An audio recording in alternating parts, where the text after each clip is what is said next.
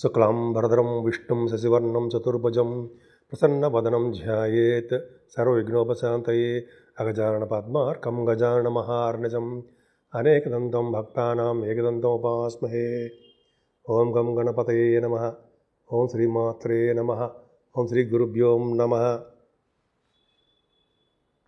మా ఆది ఆస్ట్రాలజీ చూస్తున్నటువంటి మీ అందరికీ, అలాగే విదేశాల్లో కూడా ఉంటూ నా వీడియోస్ చూస్తున్నటువంటి మీ అందరికీ పేరు పేరున నా హృదయపూర్వక నమస్కారాలు. ఇప్పుడు మనం 16 ఏప్రిల్ నుంచి 30 ఏప్రిల్ అంటే 16th ఏప్రిల్ నుంచి 30th ఏప్రిల్ అంటే 15 days ఏప్రిల్లో ఎలా ఉండబోతోంది అంటే మేషరాశి నుంచి మీనరాశి వరకు కూడా ఈ రాశుల వాళ్ళ ప్రభావం ఎలా ఉండబోతుందో ఇప్పుడు తెలుసుకుందాం. దానికంటే ముందర మీరు మీ జాతకాలు చూపించుకోదలుచుకుంటే మా ఆది ఆస్ట్రాలజీని కన్సల్ట్ చేయండి. ముఖ్యంగా మీ date of birth, time of birth most important అండి, అంటే ప్లేస్ ఆఫ్ బర్త్, ఈ 3 ఇంపార్టెంట్ అనమాట. ఉంటే మీరు ఏ ప్రాబ్లమ్స్ ఉన్నా కూడా నాకు ఫోన్ చేస్తే నేను తప్పకుండా పరిష్కార మార్గాలు నేనే మీకు సూచిస్తాను.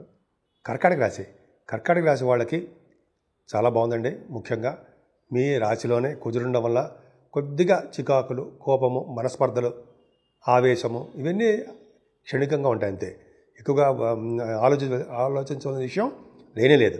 కాకపోతే ఏంటంటే మీకు ఎదుటి వాళ్ళకి హెల్ప్ చేసే తత్వంలో ఉంటారు కాబట్టి నిమగ్నమైపోయి ఉంటారు. తెలివితేటలు అధికంగా ఉంటాయి. ఎప్పుడూ చెప్పినవన్నీ మీకు బాగా గుర్తుంటాయి.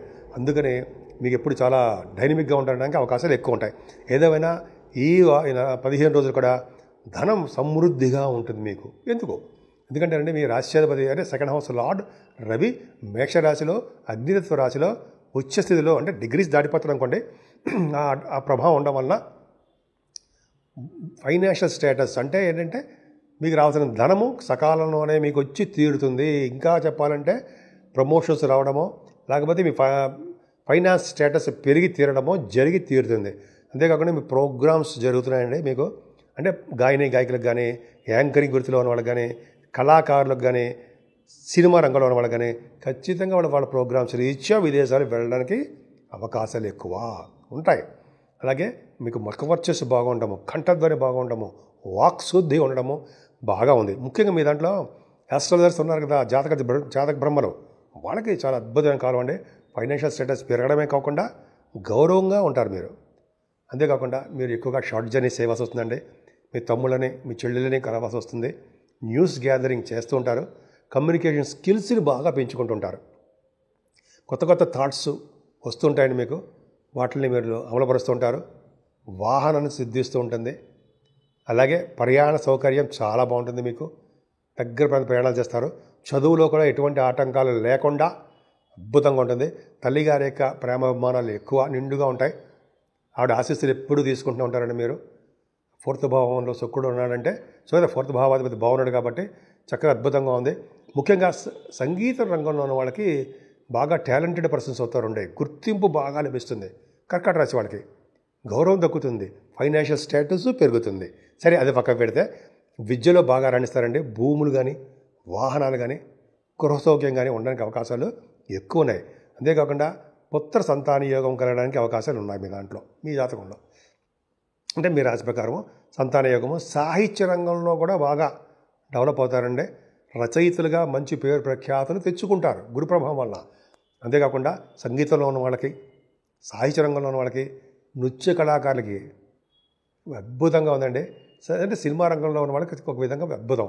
అంతేకాకుండా మీరు స్టాక్ మార్కెట్లోను, షేర్ మార్కెట్లో ఉంటే బాగా గౌరవ మర్యాదలు దక్కడము, ఫైనాన్షియల్ స్టేటస్ పెరగడం జరుగుతుంది. కొంతమందికి మంత్రి పదవులు కూడా సిద్ధిస్తాయి ఉంటాయి.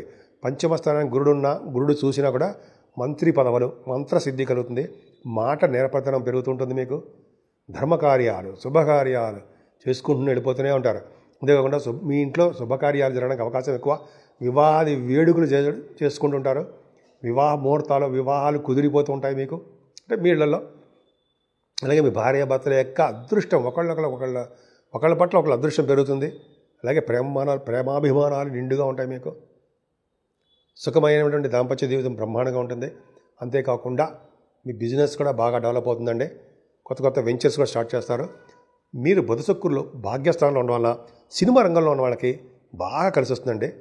భాగ్యస్థానంలో బుధశుక్రులు అంటే విదేశాలు వెళ్ళడము, సినిమాలు ఉన్న వాళ్ళకి అంటే కళారంగంలో ఉన్న వాళ్ళకి బాగా అవకాశాలు కలిసి రావడము, ఇవన్నీ చాలా చాలా అద్భుతంగా ఉంది. అంతేకాకుండా బుధశుక్రుల కాంబినేషన్ వల్ల తీర్థయాత్రలు చేస్తారు ఉంటాయి. తీర్థయాత్రలు, దైవ దర్శనాలు చేసుకోవడానికి అవకాశం ఉంది. హైయర్ ఎడ్యుకేషన్ రీచ్ విదేశాలు వెళ్తారు. అంతేకాకుండా బిజినెస్ పరంగా షూటింగ్స్ అంటారు కదా, ఆ షూటింగ్స్ పరంగా బుధశుక్రుల కాంబినేషన్ వల్ల మీరు విదేశాలు వెళ్ళడానికి అవకాశం ఉంది. మరి శని రాహువులు కూడా అంతే. శని రాహులు కూడా అంతేనండి. శని రాహుల వల్ల కూడా విదేశ పర్యటన ఉంటుంది. రాహు కనెక్ట్ అయి ఉన్నాడు కాబట్టి శుక్రుడితోటి శనితోటి కూడా విదేశాలు వెళ్ళడానికి ఎక్కువ అవకాశాలు మీకు ఉన్నాయి.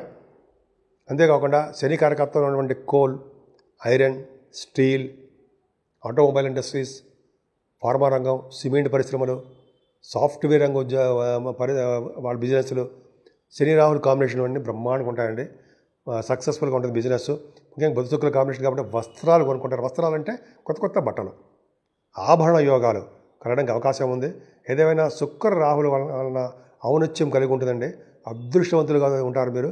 ఒకదాని తర్వాత ఒకటి అనేక శుభ విషయాలన్నీ కలిసి వస్తూ ఉంటాయి. వివాహ వేడుకలు కలిసి వస్తూ ఉంటాయి. మీరు అనుకున్న సంబంధం కుదురుతుంది. విశేషమైన పలుకుబడి కలిగి ఉంటారు ఉంటాయి శుక్రరాహువులు కలిసి ఉంటాయి. అలాగే శుక్రరాహుల వలన అనేక రకాలుగా చెప్పచ్చు. విదేశీ పర్యటన కూడా చేస్తారు. 10th హౌస్ రవి నాన్నగారికి ఆరోగ్య పరిస్థితి, ఆర్థిక పరిస్థితి చాలా బాగుంటుంది. ముఖ్యంగా ఎలక్ట్రిసిటీ, ఎలక్ట్రానిక్స్ డిపార్ట్మెంట్స్లో ఉన్న వాళ్ళకి, అలాగే సాఫ్ట్వేర్ రంగ ఉద్యోగస్తులకి మంచి అద్భుతమైన కాలం అండి. దశమ రవి దిగ్బలత్వంలో ఉంటాడు, బలమైన స్ట్రాంగ్గా ఉంటాడు. కాబట్టి రాజకీయ రంగంలో పదవులు వస్తాయండి.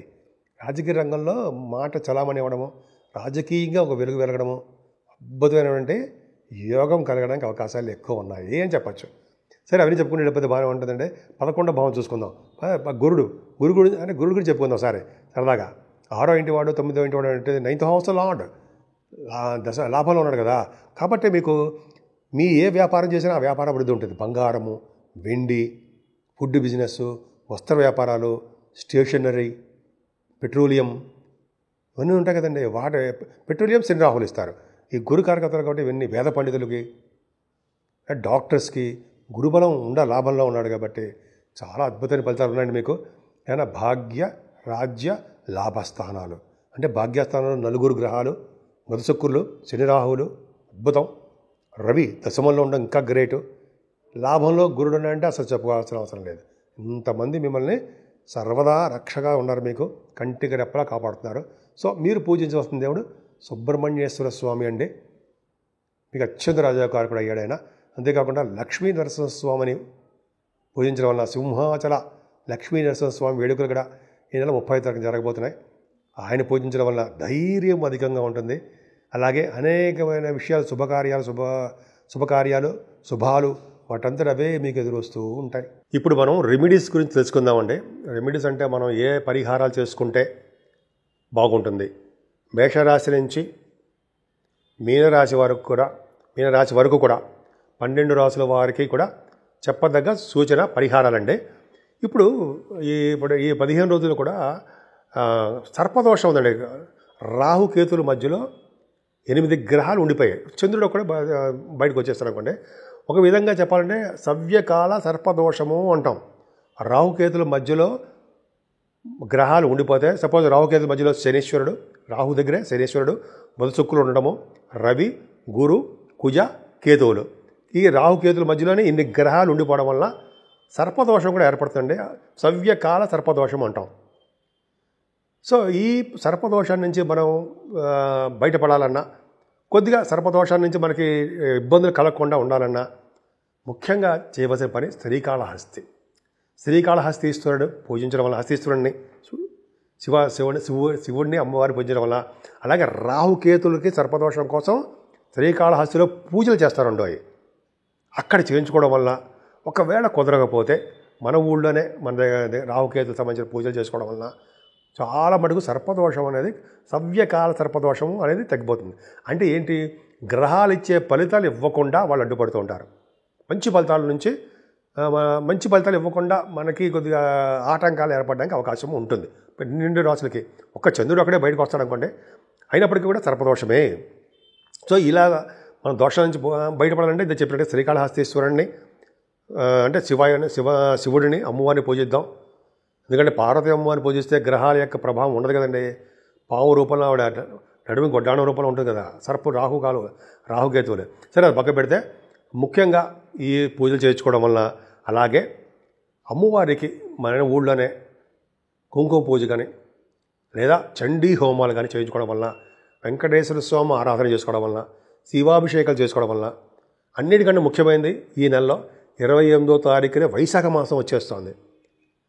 అందున 30 తారీఖు మన సింహాచల నరసింహస్వామి చందనోత్సవం జరగబోతుంది. సో అంటే ఏంటి, మనం నిజరూప దర్శనాన్ని సింహాచలంలో నరసింహస్వామికి గంధంతో, మీకు తెలియదు ఉందండి, మొత్తం స్వామివారిని కప్పేస్తారు, చేసేస్తారు. ఇప్పుడు స్వామివారికి ఆ గంధం తొలగించి నిజరూప దర్శనం కలిగిస్తుంటారు. ఆ స్వామిని చూసినా, ఆ స్వామివారిని పూజించిన మనకి ఈ రాహుకేతువులు కాదు కదా, ఎవరి వల్ల చదివేశ్వరం వల్ల ఎటువంటి గ్రహాల వల్ల వచ్చే దోషాలు పరిహారం అవ్వడమే కాకుండా మనకి ఎటువంటి ఇబ్బంది కలగనివ్వకుండా ఆ లక్ష్మీనరసింహస్వామి మనకు కాపాడతారు. పైగా ధైర్యాన్ని ప్రసాదిస్తారు. మనకి ఎటువంటి కోర్టు కేసులు ఉన్నా, అంటే ఎటువంటి ప్రాబ్లమ్స్ ఉన్నా, పెళ్లి కాకుండా ఉన్నా, లేకపోతే పుత్తూరుగా ఇబ్బంది కలిగినా, లేకపోతే ఉద్యోగాల సమస్యలు ఉన్నా, ఇటువంటివన్నిటికీ కారకులు గ్రహాలే కదండి. సో కాబట్టి స్వామివారిని పూజలు చేద్దాం. ఇప్పుడు మేము అన్నీ చెప్పినా కూడా నాలెడ్జ్ కోసం చెప్తున్నాం. మీ కష్టాన్ని నమ్ముకోండి. మీరు ఎప్పుడైనా సరే మనం అనేది గ్రహాలు అనేది మేము చెప్తూ ఉంటాం, మీకు మనం దాన్ని రెమెడీ చేస్తూ ఉంటాం. కానీ కష్టాన్ని నమ్ముకునేవాడు ఎప్పటికీ చెడిపోడు.